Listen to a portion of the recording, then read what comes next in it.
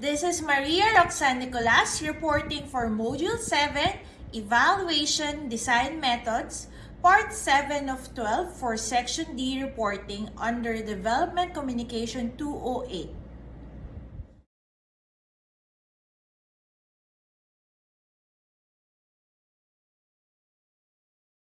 For us to better understand the evaluation design methods, let's first review the definition of what evaluation is. According from Agrawal et al. 2014 from their book Monitoring and Evaluation of Social Behavioral Change Communication for Health Programs, an evaluation is a systematic process that attempts to determine objectively the relevance, effectiveness, and impact of activities in relation to the intended objectives. Furthermore, it measures how well the program activities have met expected objectives or the extent to which changes in outcomes can be attributed to the program or intervention. One of the advantages of evaluation is it provides insights into the future of a program for both implementers and donors in terms of sustainability, scalability, and policy implications. On the other hand, evaluation can be conducted during the project period or at the end of the project period depending on the purpose of the evaluation. Lastly, evaluation involves data collection at separate points in time.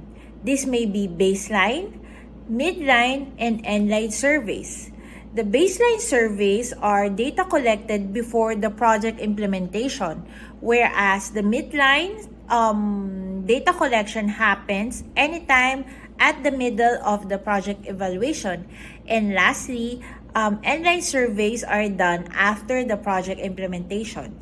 If we have these three data points, it will be a good reference for our evaluation whether there are changes that happen before, during, and after the intervention.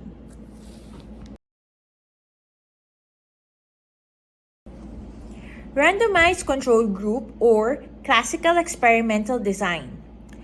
This is defined by the Australian Institute of Family Studies as the method of systematically testing for differences between two or more groups of participants. This usually means that one group is receiving the intervention, the treatment, or the service while the other does not. Randomization in this design method involves the process of selecting your participants, be it the control group or the treatment group, in a random manner, like what we do in research. Remember that the ultimate goal of randomization is to come up with two clusters of your participants, the treatment group and the control group. In doing so, you must remember that these participants must belong to the same conditions. Say for instance, they are of the same sex, the same age range, or the same health family history.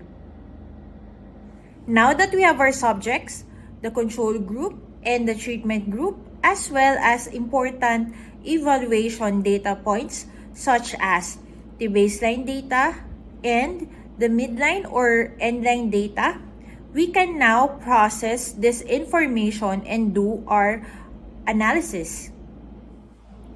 In randomized control group, the differences in results between the control group and the treatment group is an indicator that the intervention was a fail or was a success.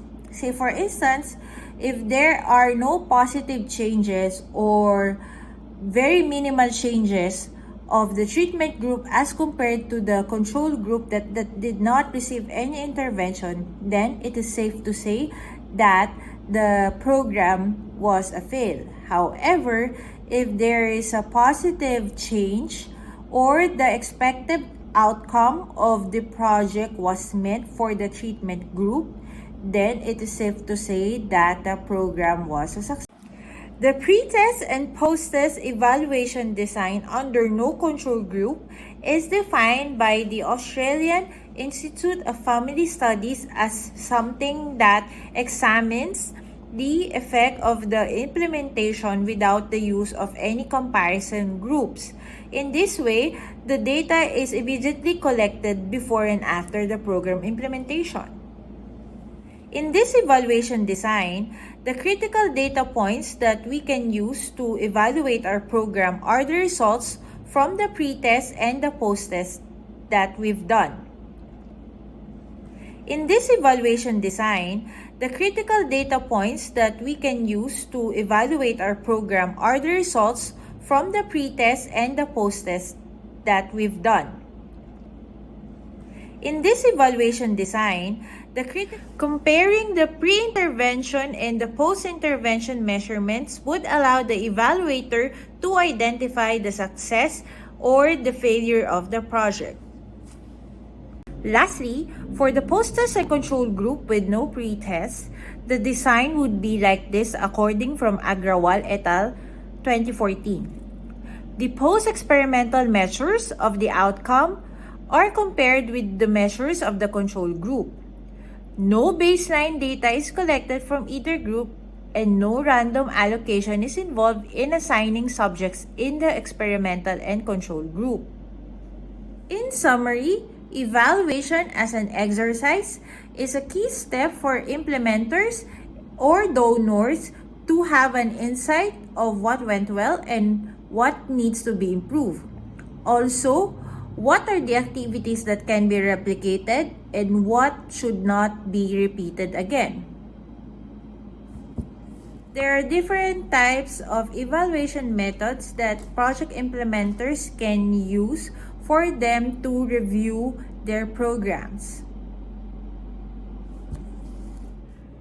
Here are some of my references for your further reading.